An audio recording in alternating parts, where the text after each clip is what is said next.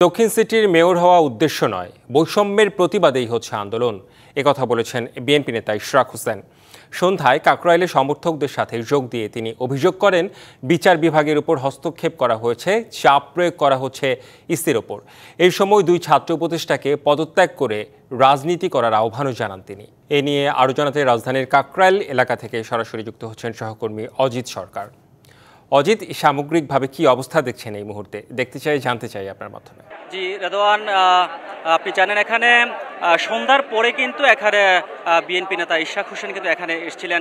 এসে তিনি কিন্তু এখানে নেতাকর্মীদের উদ্দেশ্যে কিন্তু তিনি কথা বলেছেন, সাংবাদিকদের সাথে কথা বলেছেন। তারপরে কিন্তু এখানে সন্ধ্যার পর থেকে কিন্তু এখানে লোকজন কিন্তু আরও আস্তে আস্তে বাড়তে থাকে, সেটা বাড়তে থাকে। কিন্তু সকাল থেকে কিন্তু আসলে তারা কিন্তু অবস্থান কর্মসূচি পালন করছিল, যদিও সেটা নগর ভবনের সামনে তারা তখন কর্মসূচি পালন করে। তারপরে সকালের পর তারা কিন্তু যখন দুপুর ঘনিয়ে আসে তখন কিন্তু তারা নগর ভবন ছেড়ে কিন্তু তারা মৎস্য ভবন হয়ে কাকরাইল মোড়ে মসজিদের সামনে কিন্তু তারা এখানে যমুনার সামনে পাশে কিন্তু তারা অবস্থান নেয়। এখানে তাদের একটাই তারা দাবি করছে যে এখানে যতক্ষণ না পর্যন্ত তাদের দাবি দেওয়া আসলে পূরণ না হবে তারা কিন্তু সড়ক ছেড়ে তারা এখান থেকে কিন্তু যাবে না তারা।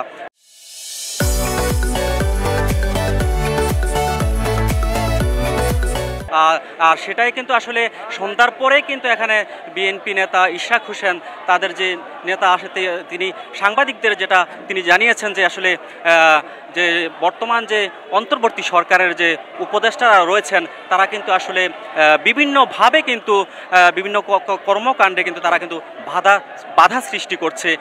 বিশেষ করে ইশরাক হোসেনের মেয়র পদে দায়িত্ব বুঝিয়ে পাওয়ার ক্ষেত্রে কিন্তু তারা কিন্তু বিভিন্নভাবে বাধা সৃষ্টি করছে এবং কি নির্বাচন কমিশনকে তারা হস্তক্ষেপ করছে এবং আগামীর যে ডিসেম্বরের যে নির্বাচনের যে রুটম্যাপ সেই রুটম্যাপ ঘোষণা আসলে কালক্ষেপণ করছে, কিন্তু আসলে সেই ক্ষেত্রেগুলোতে তারা কিন্তু আসলে বাধা সৃষ্টি করছে বলে তিনি আসলে অভিযোগ করছেন। বিশেষ করে স্থানীয় সরকার উপদেষ্টা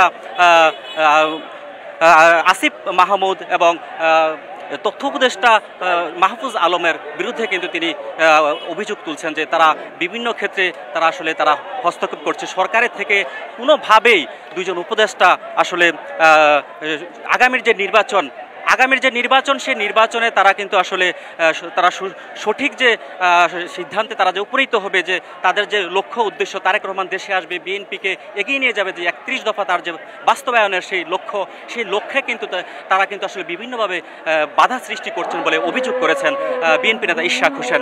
কিন্তু নেতাকর্মীরা কিন্তু উনি এখান থেকে চলে যাওয়ার পরও কিন্তু ঢাকাবাসী যে আসলে তার সাথে সহমত পোষণ করে, একাত্মতা পোষণ করে তারা কিন্তু এখানে কিন্তু আন্দোলন কর্মসূচি চালিয়ে তারা একটাই তাদের কথা বারবার তারা বলছে, এখানে তাদের যে আগামী নির্বাচন। জি অজিত সরকার, জানতে পারলাম, এই মুহূর্তে দেখতে পারলাম, ধন্যবাদ আপনাকে।